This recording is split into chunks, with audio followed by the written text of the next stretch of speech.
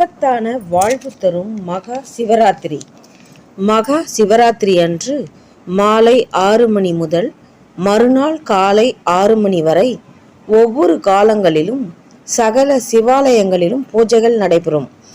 அதில் 12 மணி காலம் எனப்படும் நேரத்தில் காவல் தெய்வமாக விளங்கும் பைரவருக்குரிய ஆலயத்தில் இருந்து அருள் வழங்கும் சிவபெருமானையும் உமையவளையும் வழிபட்டால் சீரும் சிறப்பும் செல்வாக்கும் நமக்கு வரும்.